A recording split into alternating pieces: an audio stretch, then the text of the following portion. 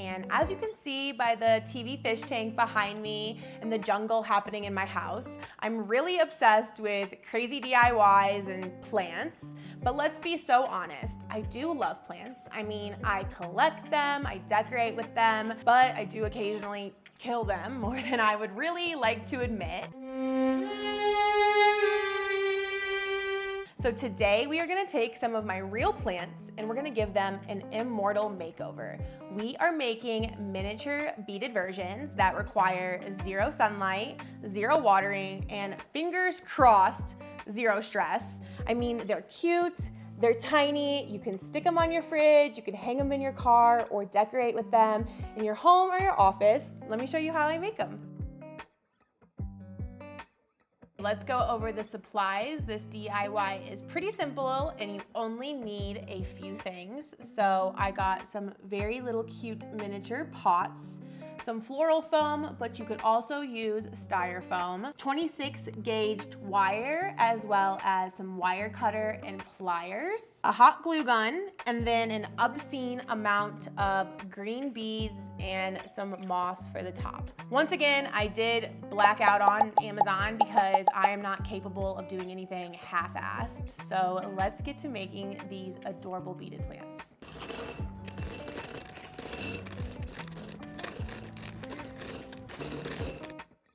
The first plant I'm recreating is my string of pearls. Now, this sounds like a very elegant name until you realize she's kind of a dramatic little bitch. Fortunately, I've killed about 5 of these in my lifetime, but she's my favorite plant, and so I keep repurchasing her. So let me show you how I make this version that's gonna last forever. I start by squishing the pot into some floral foam to make a mold, and then I take a knife to trim it.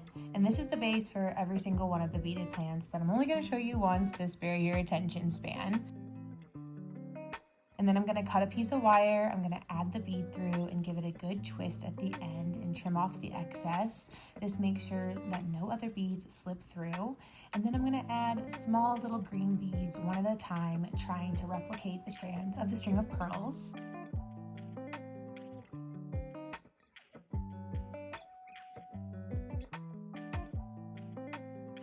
I pop them into the moss once I think they're ready, and I rearrange them like a tiny stylist until I'm happy. And I think this string of pearls turned out beautifully. Up next is my aloe vera plant, aka nature's sunburn cream. She thrives in the sun and on neglect, and one more long day at the pool, I'm gonna have to bust one of these bad boys open. Let me show you how I made her very adorable beaded version. I cut one very long piece of wire and I folded it in half, and then I took a bead and I popped it on and slid it right into the middle, and I twisted it to make 2 different strands. On each of these strands, I beaded one at a time, trying to make them nearly symmetrical. If they weren't the same color, I made sure that I was using the same bead, just in a different color. And at the end, I got this spiky little diva. I started taking each one of her leaves and putting it into the pot one by one, and she looks just like my aloe plant. Now we have my donkey tail. She is easily offended. I mean, if you even think about moving her, she's probably gonna drop a leaf. And if you wanna replant her, you might as well just forget about it and get a new plant. I've killed quite a few planting them. So let's make a version that I cannot kill. I cut a piece of wire and twisted a bead at the end, and then I started adding these chunky flower beads upside down and these light green beads. This really mimicked the trailing look of the donkey tail. I made a few strands and then I started sticking them into the pot one by one. This one honestly turned out so good I could almost cry. Plant therapy is going to be a real thing for me. My next plant I like to call No Touchy, but she's an adorable little cactus that's ready to prick you without any warning. She's the introvert of my plant collection. She just sits there unbothered, doesn't need to be touched or watered, and just ready to prick you at any given moment. Now let's make a version that's not such a prick. You're gonna start by cutting 5 pieces of wire and looping them at the ends. And then you're gonna begin to stack 15 green beads of the same size and the same shape. Once you're done, you're gonna twist them together. It's almost making a little like friendship bracelet for your cactus. And add it into the pot and straighten up all of your wires. And then you're gonna take a piece of wire and string it through those loops, twisting it at the end and cutting off the excess, and then giving her a little pink flower crown because she's adorable. Last but not least, my Pothos. When I ordered all of the supplies to do this project, I got a bunch of really cute beaded leaves, and I immediately knew I had to recreate one of my favorite houseplants, and she turned out so cute. Let me show you how I made this beaded version. I could not wait to use my green leaves for my pothos, so I started stringing them through my wire one at a time.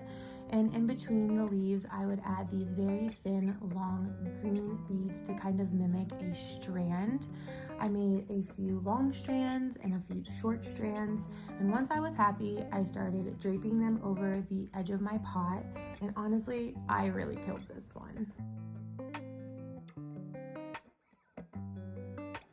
I have officially recreated my little plant family into beaded form, and not to brag, but I do kind of feel like I popped off. I mean, they look so similar to the real version, and as you guys know, I'm very extra and I'm not gonna stop here. So let me show you some really fun ways to style these.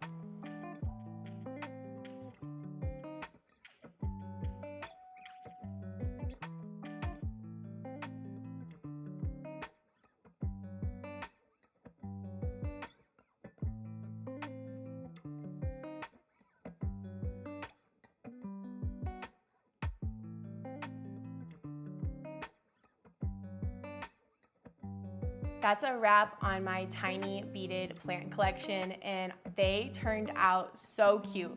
I honestly kind of feel like I should start selling these. I mean, these plants are guaranteed to make you happy. No watering, no wilting, and there's no judgment if you forget that they exist for a couple weeks.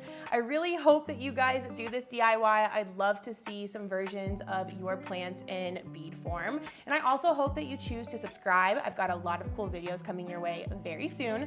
Bye.